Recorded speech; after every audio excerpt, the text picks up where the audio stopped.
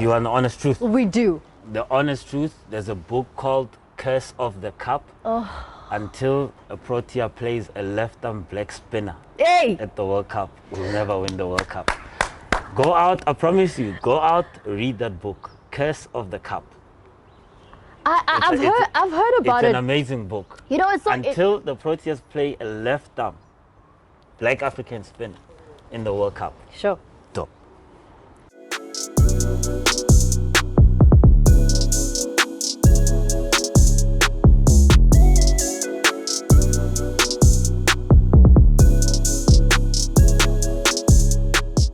Hello and welcome to the PITCHSIDE podcast with me, Lesego. Super excited because it is season 2, and what it means is that we're coming bigger and better. And what better person to have a sit-down conversation with other than Aaron the banker PHANGISO.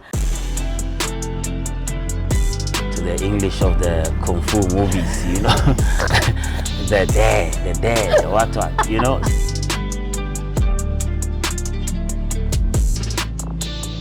No, thanks for having me. It's always good to be speaking to people like you that dig that from us. You told me before we started recording that you had a moment to look at the conversation that I had with Jeff Toyan. No, that was a good one. You know, Jeff has been with us here for a long time. I've worked with Jeff for a long time, go to the Lions and even here at the Titans. So to hear him say his story and put it out there the way it was amazing. You guys did a good job. Thank you. So now I want to just talk about the nickname, the banker. How did that name come about? Because you seem like a really confident player, but also has confidence been something that you've always upheld? No, I don't think it's something that always had. You know, it comes with time. Like I said, I've played for a couple of teams, you know, and with that came me doing a certain job for the team. I've spent a lot of time at the Lions, you know, so I did a certain job for the Lions, and coming here again, as I'm still doing the same job, you know, moved around a bit, played for the Giants, you know, the Mzansi League, and the same job, you know, and once you start doing sort of the same kind of thing, they give you a certain job to do in the middle. You're bowling 4 overs most of the time for less than 20 runs, you will get such a name, and I think that's how I got the name. And if we could just backtrack a bit and talk about the day that you were discovered by Theo Ramohale. I mean, what do you remember about that day, and how much did that change the course of your life? Yeah, no. His name is Hero Ramohale. Hero. Hero Ramohale. Yeah, no, man. It was a life changer for me. I remember I was in primary school. I used to play a lot of soccer. I was a good soccer player. I always say to my kids that if I didn't make it with cricket, I was probably going to be playing for Kaiser Chiefs, then we go to Real Madrid, you know. But yeah, Uhiro just saw me one day at the cricket grounds. You know, I just picked up a bat and then I was messing around with some kids and I started hitting the ball, and you know, he was looking out the window, I remember, and he said, "Look, man, have you actually picked up a cricket bat before?" And I said, "No, this is the first time." And he said, "I'd like for you to come back tomorrow," you know. And tomorrow I went back. Tomorrow was tomorrow. I remember the interesting story about that was immediately he called my dad, you know, and he said, "Look, I need you to buy this guy his own cricket kit." And my dad didn't understand. My dad didn't even want to have it because he just bought soccer boots 2 weeks ago, you know. And you know, back in the days, our time of buying soccer boots, that was for them, it was getting out of their comfort zone. There's no money, now you're asking him to buy a cricket kit. He doesn't even know how much it costs. So yeah, I went with my dad to Trade Center. I remember Trade Center, and my dad, when he got there, he picked up a couple of things that they said he must buy, and I remember him getting to the till and doom, you know, and it was like a ridiculous amount of money, you know. And my dad, I won't forget this, you know, the teller said to my dad, one day this money that you actually paying now, it's gonna come back. Sure.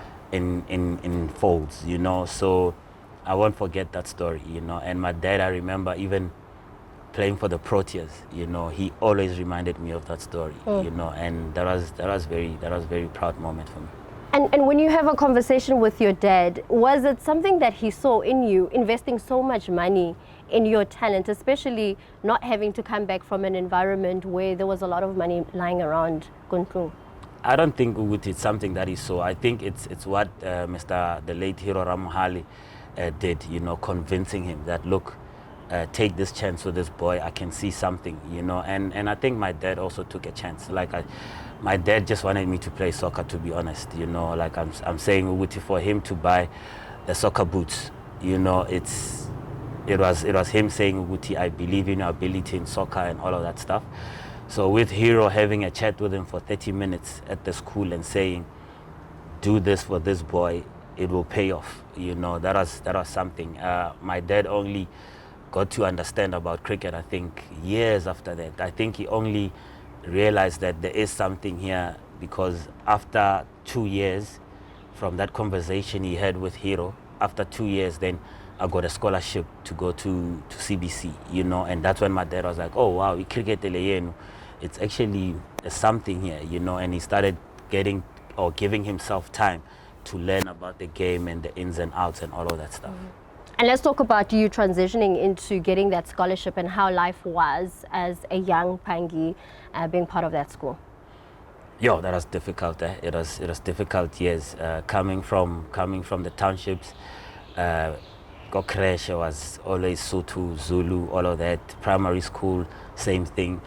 And you were thrown here in this world where now you have to speak English.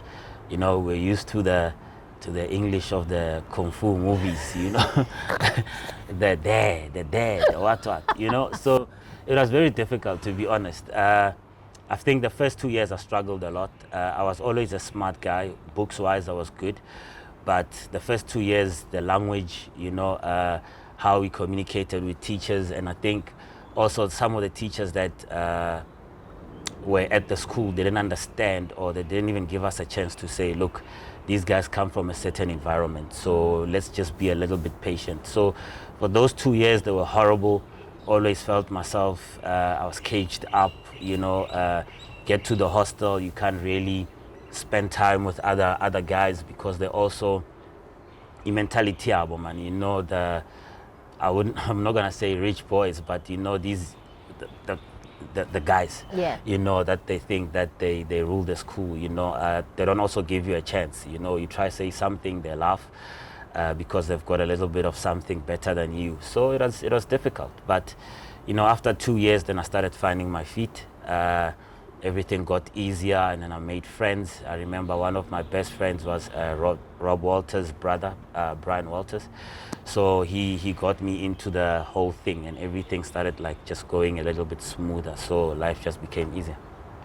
But then that easy time that you spent at the school became more difficult when you transitioned into the Northern setup. You went through Pipeline, but then went into the amateur Northerns team. And that wasn't quite an easy process for you as well. Yeah, it wasn't easy. Back in the days, to be honest, it wasn't easy. I think, as we know, that cricket was always known as a sort of white man sport. So coming out there and trying to showcase your talent, and with certain people having certain mentalities to say, look, this still belongs to us. So that's what most of us went through, not only myself, but a lot of guys went through that. So it wasn't an easy transition, so yeah, coming out, going through that again, it felt like you're going back to school again, But again, it's all about acceptance. It's all about what you put on the table, and once people sort of realize what you have and what you can put on the table, it's sort of, you get accepted, It's just took a little bit long, because opportunities were not always there, we didn't always get fair opportunities, but once one got sort of good opportunities, I remember I was given an opportunity by Chris van Noodswyk and Mr. Frost, the late Brian Frost, to lead the amateur side, and I was captain there. So I led the side well, and then that's when I could also shine, and show my abilities to lead, to play, to sort of give other guys good opportunities to fulfill certain roles. whereby before some of us didn't get those kind of things. So acceptance came through. And I think the other thing is getting into the Titans was also a bit tough, you know. There were some good spinners there. I remember Paul Harris was there.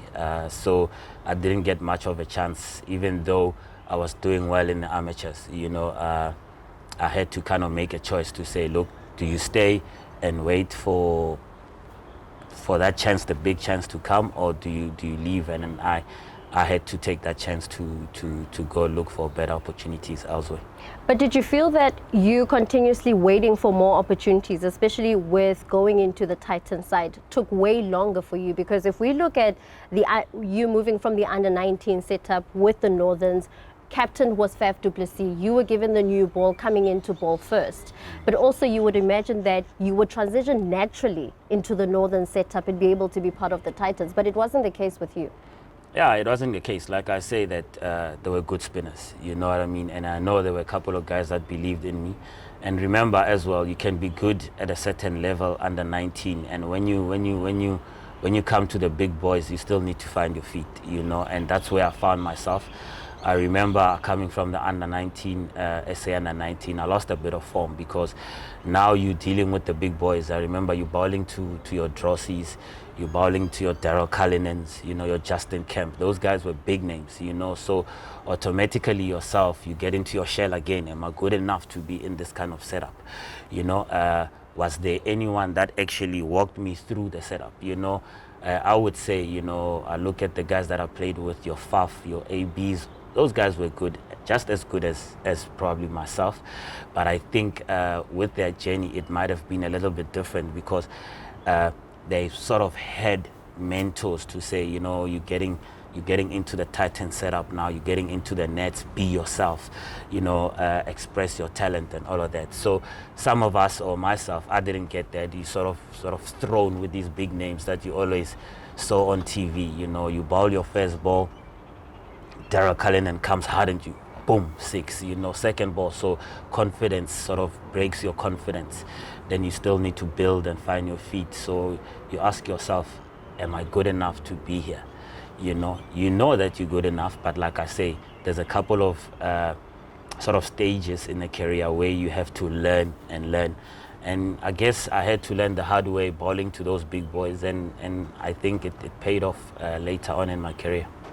And you transitioned into the Lions setup. You got a call from Dave Noseworthy, and I think that platform gave you an opportunity to get into your own. Yeah, no, that was the best call of my life, I promise you. It was December time. We were Decembering in Sosh, you know, we're Decembering in Sosh, and boom, I get a call from Nos. You know, he says, look, what's happening? What's your situation that side? I was still captaining the amateur side. And he said, what's your situation? And I said, look, I'm a free agent because I was given a contract, but the funny thing is I didn't sign it, you know, beginning of the season. So, and I think it was an error from whoever that was doing the contracts back in the days there to not check if I signed I got a sort of coaching contract, you know. So, yeah, I was sort of a free agent, and he said, look, I'd like for you to come over. I'm going to be honest with you. I need players of color. At the Lions, you know, we want to strengthen our team, and I think you'll fit in well. And I had to make that choice, spoke to the right people, got the right advice.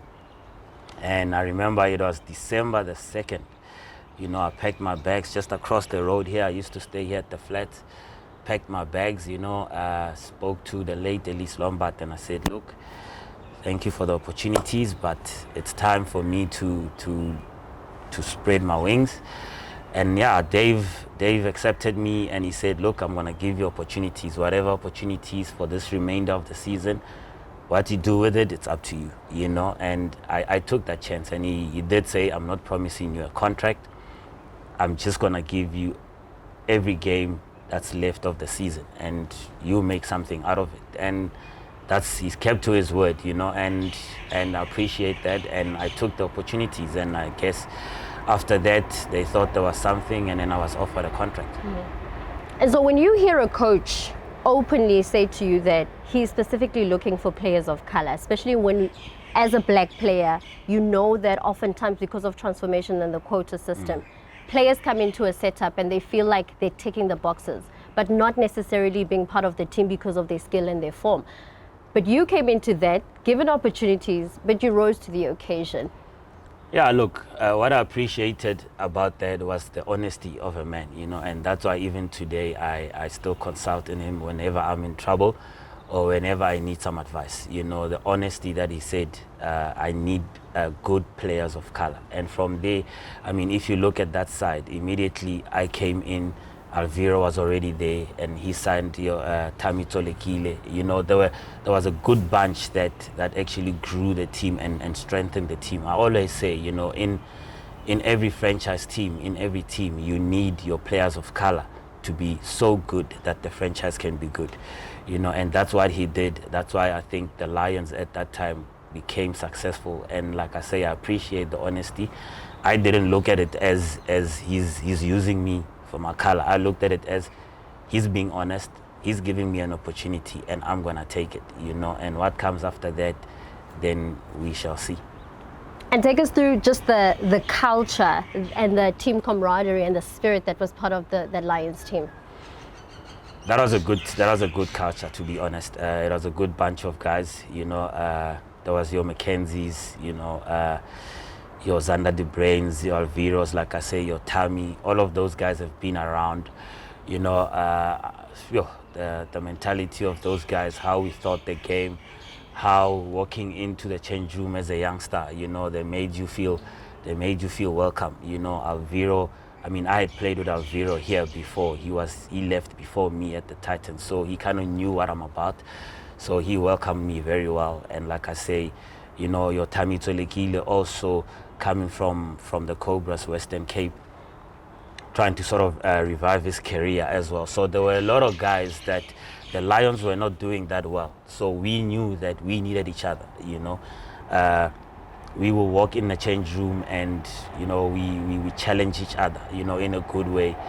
We were always sort of teasing side, we were full of jokes, but good banter, and that was, I think that's what built that team, and you look at, like I say, the results that we got, I'm going back to the players of color again. I remember even the one thing I won't forget, even Tami today, when we meet up, he says the story, I remember we were taking a jog around the Wanderers, and Mackenzie asked him, he said, Mara, how many hundreds do you have? And Mara said, I've got 100 and I've got 4 90s. And he said, how many hundreds do you have? 90s don't count. Yeah. And already a man saying that to someone, that's already a challenge. Don't tell me about 90s. How many hundreds do you have? And that kind of opened Tami's eyes. And I remember we used to stay together, came to the flat, and it's like, Pangs, every time when someone asks me that question, I tell them about my 90s. I tell them I've got 100. I tell them about my 90s. This is the first time someone was honest enough to say, no, that doesn't count. I'm looking for hundreds. And that's the challenge that guys always put out there. And immediately from there, Tami started working extra hard. And you look at how he started performing for the Lions. Myself, Jono Vendia, and Tami, we stayed in the same flat. So we always challenged each other. So that's what made us better. I think that change room, the way guys challenged, like I said, Jeff was there. There was guys like your John Symes. I'm talking about guys that got up to no good towards the end of their career here, but they did play a big role for the Lions. You know what I mean? Let's not write people off because of the mistakes they did, but they did play a role in cricket. So, yeah, we challenged each other. We always kept each other on our toes. That's why we were able to reach the Champions League finals. We had a good time on and off the field. There was no judgment. Everything was perfect. Proper. We will talk more about the Champions League final because I really want us to get into how great it was for you. But I want us to stick on Tami Tolekile. I mean, you say you stayed with him, you were with him during that really tough situation that he was in with the match fixing. I mean, what was your observation during that period and how did you offer support to him as a friend? It was a very difficult time for him, to be honest, and I did my best to reach out. I think I could only reach out to him in a later stage, because early on I think he also sort of pulled back a bit. I mean, you can imagine the pressure that he was going through. Everyone probably asking him why, what, and. So now we can actually openly, and this is years later. Now we can actually openly speak about the whole thing. Because I think he's also accepted the mistake that he's done. He's forgiven himself. So what I can do, or what I'm doing at the moment, is give a call to a guy now and then, check up every time when I go to Cape Town, visit the guy, go to Langa there, visit the guy, sit with him and have one or two. That's the best I can do, and tell him that obviously things will be okay. It's not the end of the world. We all make mistakes, to be honest, and I know there's a lot of people that judge. There's no smaller mistake. A mistake is a mistake. I know it seems big because of how it's blown out of whatever. It is a big mistake, but a mistake is a mistake. It doesn't matter. That's what I believe. So yeah, guys deserve a second chance, I believe, and he will rise again. He will. And it's so funny because I've been in conversation with him, and I'm hoping to get him on the podcast, and he has agreed. So hopefully we'll have a sit-down conversation and really unpack his story. But just to get back onto the Champions League, that final, it's unfortunate that you lost out, but how the Lions played throughout that competition, it spoke volumes. Yeah, no, look, again, I always say to people, that was one of the best tournaments I think personally I've played in, and achievements that I got in that tournament. It was disappointing the final turned out the way it did, but every game we played, from the first game we played against Mumbai Indians, I remember, we always underdogs, and we always surprised people. We went on to play against Chennai, your Dhonis, Faf was playing for that team, Jadeja, all of them in Cape Town, and people couldn't believe what we were achieving, you know what I mean? And to go through to the semi-finals, and I remember there was no reserve day for those semi-finals, and it was in Durban and it rained, and the day it rained, we celebrating because we were playing against, what was it, Delhi Daredevils. Yeah, that's Delhi Daredevils, I think right? So, yeah. Yes. So we're playing against Delhi, and it rained, and when they called the game off, they said there's no one to be game. Guys went downstairs at the hotel, and it started raining other things. You know what I mean?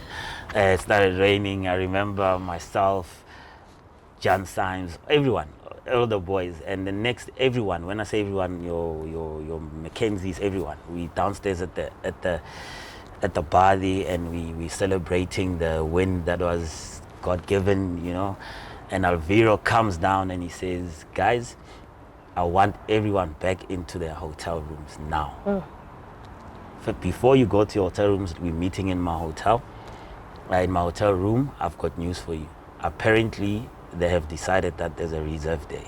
What? Yo, I'm telling you, that killed the boys. That killed the boys. There's a reserve day all of a sudden, and we needed to sort of get off our high horse quickly. So everyone went back to their rooms. We needed to prepare for the next day. Next day it rained a bit, but we played. I remember it was Kevin Peterson, all of those big names.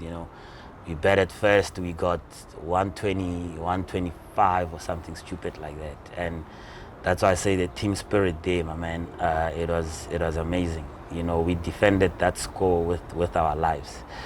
We came through, we destroyed them, and winning that semi-final like that, you'll automatically think that these guys are they're gonna win the trophy. And we played the Sydney Sixers, the final, and I think we were still on a. We didn't believe what we had achieved. Guys didn't come down from wherever we were, and boom, that happened. That was a heartbreaker for me. That was a heartbreaker, yeah. Because you thought that you were going to walk away with the title. No, definitely. I mean, you look at the teams that we beat. I remember, like I say, look at this. It's Mumbai Indians. It's Chennai. You know, you get to the semi-finals with Delhi. We're talking about the giants of IPL, yeah. We beat them, you know, and you get to the final, Sydney Sixers. Who do they have? They had Hedden, they had Lamp. Not such great names. They were big names, but compared to the teams that we played, we messed it up. You know, I remember we batted first again. We were 3 for 9 or something like that. Something stupid like that. So, and then we managed to scrap to like 1-0, 108. Bowlers came on, we tried to do well. And I came on, the banker came on, now hope comes alive. The banker is coming back, you know.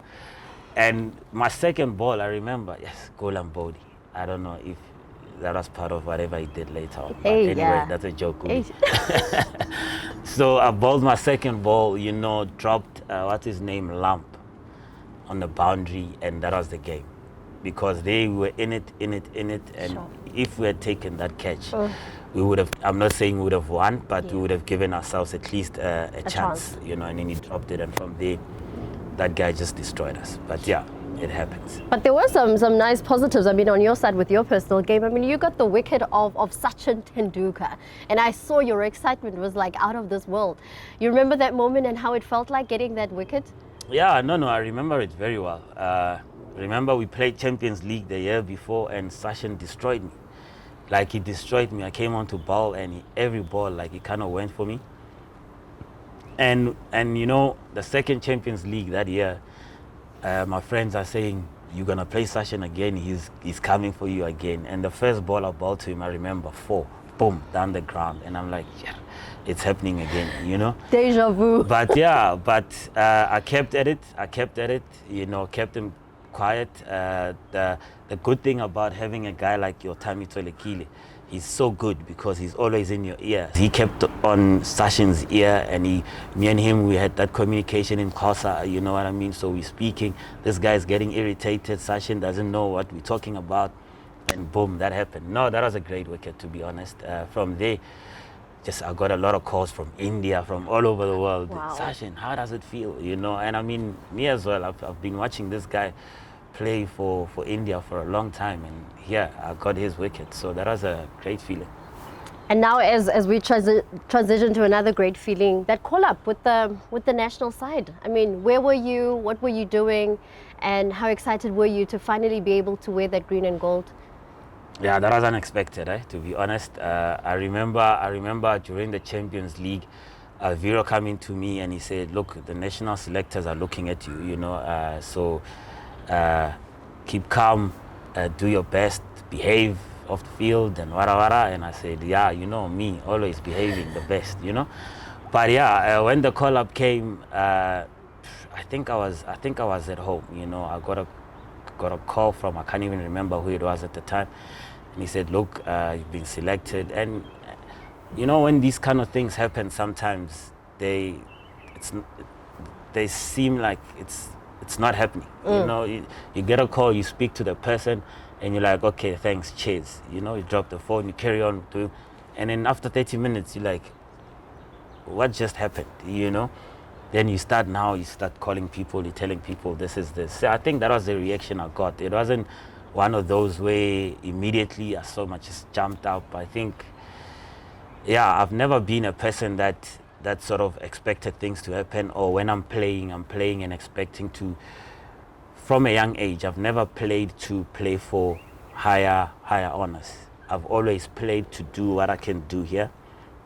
Then whatever happens, you know. So that's why when that happened, I was like, it was a surprise, but yeah, I can't even remember exactly what happened, but it happened, yeah.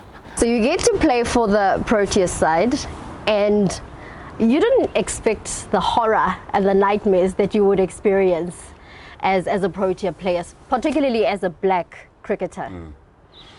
Yeah, no, look, we all look forward to representing our country. I think I always say that. But, you know, things that happen on the inside, you know, guys like your Makayas, they never tell you what happens. I mean, we we always see a happy Makaya there clapping around, shouting, crowds love him and all of that, but you don't see the insides of what happens. I think my only problem there was the lack of opportunity I got, you know, with what I was producing at the time for franchise, and even the small little opportunities that I was given to play for the Proteas. You know, I felt I was getting dead rubbers. You know, I felt even whatever games that I was getting, I would do so well, and you're hoping, you know, when you're doing well, and you're hoping that maybe the next series you did enough so that you recognize that the next series, let's start with Pangs, or let's play 2 spinners or whatever. We're playing in India, let's play 2 spinners. I never got that. That's the only thing that, to be honest, from my side, I will always look back and say that was a rough time for me, because I was there for a period of 7 years or so. You know, you look at the amount of games I've played, I don't think that was enough. You look at my stats. I was looking at my stats the other day with my boy, you know. I think ODIs, I was going at the economy rate of 4.5, something stupid like that, averaging 30, you know.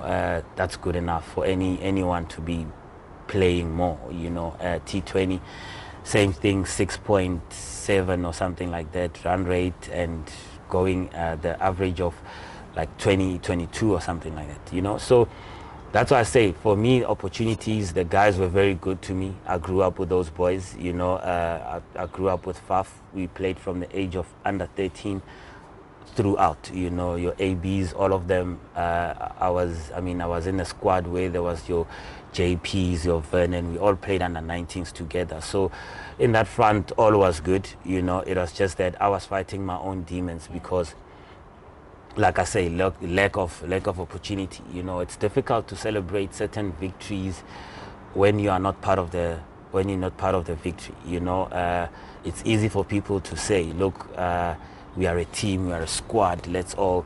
But when you need to be given an opportunity, then opportunity doesn't come. I mean, how do we go to India and we don't play 2 spinners when other teams are playing 3+ spinners? You know, I remember at the beginning of the World Cup there in India, T20, other teams, I remember Dhoni bowled 2 overs of seam and 18 overs of spin.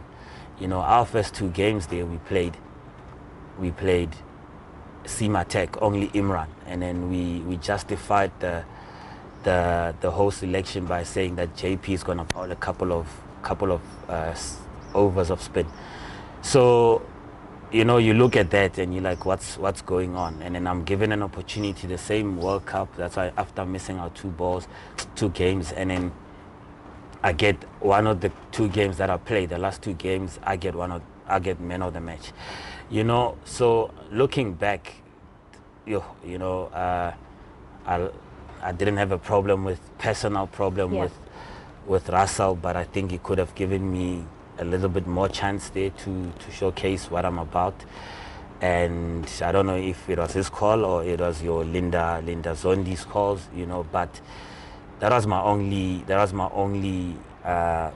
problem I had, or how I felt about being in that setup, you know. A lot of people obviously speak about racial issues and all of that. That's why I say I don't think I experienced that, to be honest. We all different cultures. We all have friends that we would like to be with, or in groups. In every team, it's always gonna be like that, you know. I mean, we at the Titans, there will be Aya, Pangi, and whoever, you know. You go to, like I say, the Proteas, there will be Faf, AB, and whatever. So there's always groups in teams. So I never felt any of that. I just felt that lack of opportunity from my side. That was the only problem. And speaking about lack of opportunity, how do you then, as a cricketer, be able to distinguish between if this is a cricketing reason, or this is discrimination against you as a black player? Because if you have coaches that come to you and say to you, no, we're choosing 4 seamers or whatever amount of seamers that we're going for, instead of having you come in and have the option of JP coming into bowl. Yeah, look, it's a difficult one, because I think personally, you know, Wuti, like I'm giving you the India example. Mausa India, ufuna ukudlala ama-spinner ingakhi, you probably want to play 3 spinners, you know what I mean? And so if they're not playing me, then it means ukuthi somehow the coach is not trusting in my ability, you know, or the coach, there's something wrong there. But ukuthi yena he's a discriminator or not, I wouldn't know. But on the outside, it looks like it. I mean, you look at your Kaya Zondo situation again, you know, someone being flown in. I don't want to touch a lot on that. Those things we spoke about, they are done, we finished. But do we say it is discrimination? You look at it, the public will look at it like that. As players, we're using our cricket knowledge and saying, no, conditions say this. Coaches go and they do, or the selectors, they select differently. But coach, we ask the right questions. Coach, we are in India. Coach, what's happening? Then you are given an explanation like, South Africa, we've always been a strong seam attack. We're gonna attack them with seam. You gotta accept, you know, this is your boss, this is your coach. You gotta accept. How the public views it, I think it's up to the public, and I think these are the kind of questions you guys should be asking the coaches, you know, to say, look, why in certain conditions we playing or we picking this, that, instead of going with what the conditions say. And we look at other teams, they're picking conditions, we picking other things, you know. So it's a very difficult question, to be honest.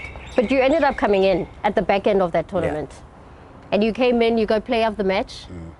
And how did that make you feel when given an opportunity to come in and play and perform as well as you did? I mean, how great was that opportunity to be able to rise to the occasion? But also, it was like a message that you're sending out to the selectors and the coaches that, you see, you should have put me in earlier. Yes. Yeah, look, it was a little bit too late, you know, but personal achievement, that was good for being man of the match in the World Cup. But I believe I could have played a bigger role. I could have played a better role. And it was like me saying to the selectors that, you guys, there's something wrong. You could have given me a chance. So I kind of, personally, it was like stuff you guys, because you guys didn't want to use me. And now, if you had maybe given me that opportunity earlier, we could have maybe made it to the second round, you know. And the only way I could sort of do that and say, shove it, would me performing, you know, and which I did. And that was probably, some of them are still scratching their heads even now. I don't know. And when you look at your career and observe your stint with the Proteas side, obviously you hope that you would have gotten more opportunities. But in retrospect, what do you think you could have done different that could have changed the outcome of how many more games you could have gotten? To be honest, I don't think I would have done anything different. I gave it my all. I gave it everything, you know. On the field, I've always been the guy that performs. I've always been the guy that gives it my all, you know. I don't think there was anything different that I could have done to have gotten more game time. I think I was at the wrong place with the wrong people, sort of at the time managing the team, and there was a lot of favoritism. And yeah, I think I couldn't have done any more.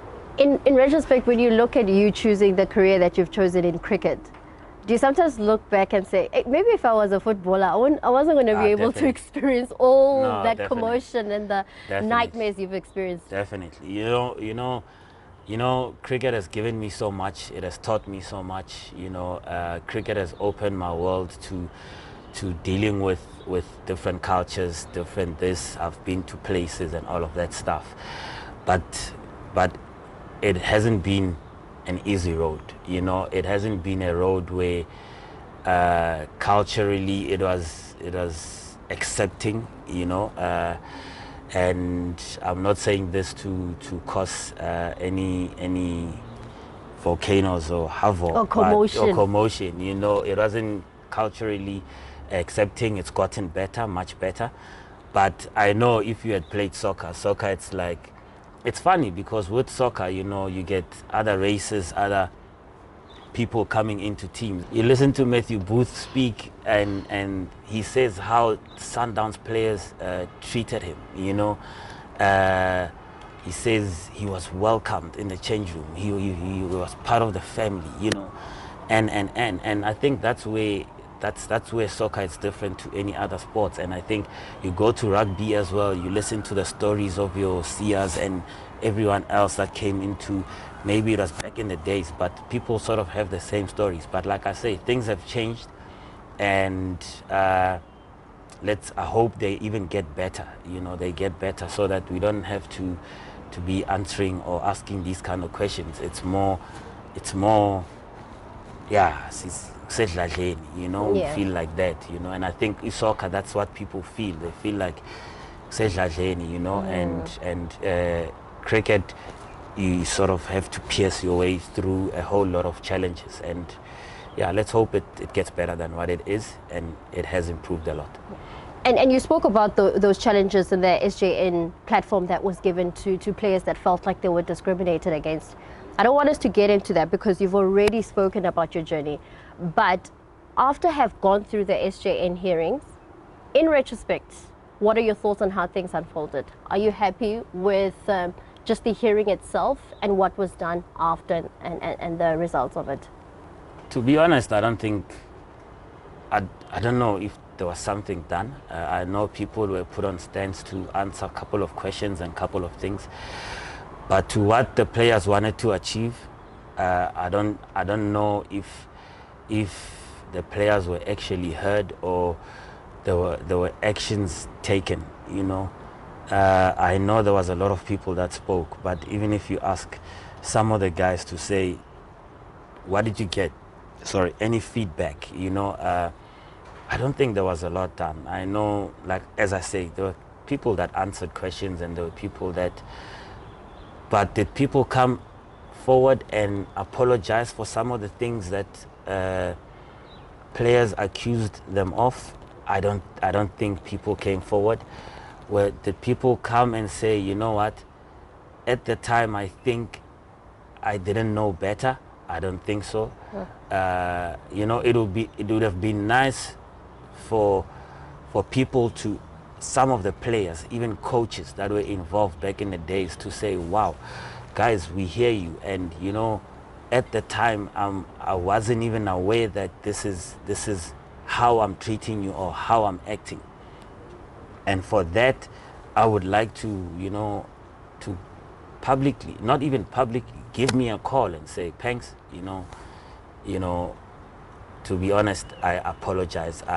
That was never my intentions, you know. Give Makaya a call privately, you know, that will mean a lot, you know, because you listen to that SJN, there were a lot of people that came out, and you could hear the stories. People were angry, you know. You listen to Ashwell Prince's story, you know, and it's all the same stories, unfortunately. But I don't think, I think we just spoke, and it gets a bit of attention for that month, 2 months, and then after that, boom, it vanishes. Then what were your thoughts and emotions coming back to the Titans? Because you had the stint with the Lions, you played your years with the Lions, then you're coming back to the very same setup that you walked away from. How was that for you mentally going into that same setup? No, mentally, I knew things have changed here, you know. I knew things have changed, you know. Transformation is great here, you know. I mean, Dr. Fall has done an amazing job, you know. He's done wonders here. You look at your coaches. When I walked in here, Mandla is a head coach, Mandla Mashimba. You've got a Jeff Doyana, you know. You have a Sizwe Radebe that was your physio. So there's a lot of transformation, you know. You look at your staff in the offices, you know. Change has been made. Like I say, Dr. Fall has done a great job, you know, and working and getting a call from him to say, we would love to have you back home, you know, where you started. I didn't even think twice, to be honest, because like I say, Mandla has been my friend for a long time. You know, we've spent a lot of time, me and him, and for him heading a team, I know, and then we have spoken before whilst I was still at the Lions, to say, thanks, this is a different Titans that me and you grew up in when we were players, you know, and that's what you wanna hear, change. You know, that's why I say that as long as there's change and we keep changing, then that's, for me, that's good enough. Let's get into the SA20. So you came in as a wild card. Did you anticipate that you could potentially come into the SA20 setup? You know what? To be honest, when the draft was happening, I was hoping my name is gonna be up there, because I remember I was first up with the group of your sort of I don't know if it's A grade, whatever you call them, spinners, you know. And for me not to be picked there, and I look at what I have done over the years, and I was surprised, you know. And you know what, you gotta take it and you move on. To get a wild card, you know, to get a call from FAF to say, look, would you love to be part of the SA20, for me, that was one of the best news, because I knew that this tournament was going to be big. This tournament, I mean, it proved that it was a success, you know, and I wanted to be part of it, you know. Back end of my career, an opportunity like this comes, for me, that was amazing. It was amazing, and your performance in that tournament was great. And then the suspension happened. You didn't see it coming, obviously. And when did you find out about the suspension? Where were you? Did someone call you? Did the coach tell you about this? Yeah, no, look, I think it was after the game at the Wanderers. You know, I did so well that game, and then people started talking, and then the coach came to me and he said, look, people are saying whatever, you know, whatever they were saying. And then we came and we played here. After the game here, that's when the coach said to me after the game, and he said there was a complaint, I don't know if it's a complaint or what they call it, to say that your action is suspect, you know, but you can still play for the next two games until the panel makes a decision, if they're going to look at a couple of videos and they're going to make a decision. And at least I had, you know, the one great thing I remember, I won't forget that. I had a game to play in PE, you know, and I remember I was telling my closest family this story. I was a game in PE, and you know, and I said, I remember I prayed a lot. I prayed and I said, you know, God, if this is how you want me to go out, or if this is how people want me to go out of this game, let it be on your terms, and give me. I remember I opened the Bible and I read the scripture of Samson, you know. I read the scripture of Samson, and I said, just give me the one last strength, you know. I won't forget that. That was amazing.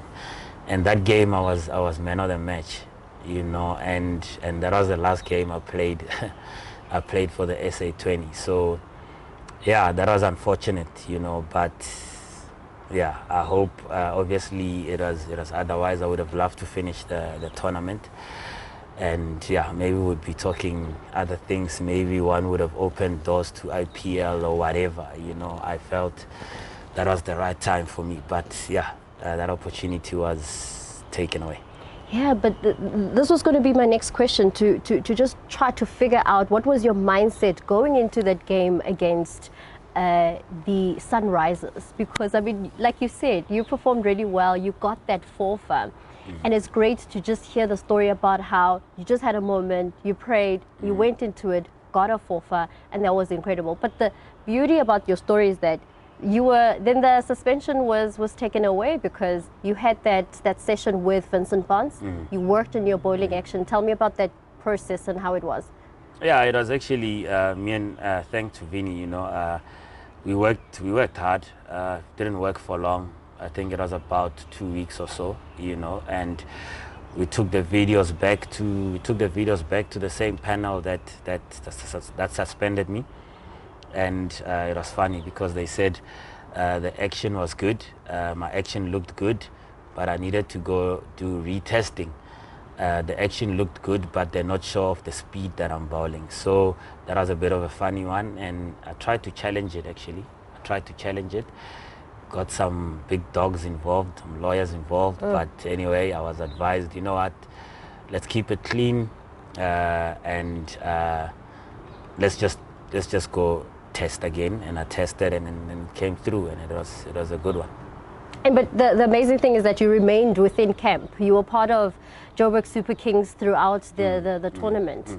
Yeah, no. You know, those guys, I promise you, they're amazing. The Joburg Super Kings, they're amazing. It's like family there, you know. How Fleming runs the ship, how the manager, you know, everyone, Faf was amazing. The whole team actually was amazing, because guys, I remember Fleming calling me after the suspension, and he said, Pangs, you know, you've got a choice. You know, I know what you're going through. You've got a choice to go home, but we would also love you to stay. If you want to stay, we would love you to stay. If you want to go home, we would understand, you know, but you stay, we'll take care of you, everything. And you know that, you know, when you hear people say that and value what you have done for the team, you know, that for me was amazing. I stayed with the guys, you know, I sort of became a spinning coach there, you know. I was throwing balls, I was giving guys advice, you know, so that was amazing to see a team support someone like that, you know. And yeah, I'm very grateful to that family, because they did everything they could to keep me on the park. Yeah. The ground staff wants to be mowing the lawn, guys. We need to wrap up, but let me wrap up with this. Just when you observe your career as a whole and playing as a cricketer in this country, what would you say has been your greatest moment, and also what would you like to be remembered as? Yo, can you repeat that question again? Let me... How would you like to be remembered as, Phangi? Wow. You know, I would like to be remembered as that guy that was very good at what he did, integrity-wise, you know, good leader. You know, a lot of people don't know that about me, but there's certain things I don't take lightly. You know, I've made my mistakes off the field, but yeah, I think I've shaped, or I've worked hard to be the person I am today. So I would like to be remembered as someone that made a difference in young people's lives, someone that made a difference on the field, performance-wise, and as a good father, and as a good player. A good father and a good player. This was such a great conversation. I wish I had more time to really get and unpack more from his incredible story. But Phangi, thank you so much. I think this was a good conversation, and I'm glad you availed yourself today. Thank you for having me. Yeah, and so that's it from us, the very first episode of season 2. But before we wrap up, you know, there's always questions coming from the floor. Oh, yeah. Okay, so we've got a question from Lunga. What do you think it will take for the Proteas to win a World Cup? That's a good question.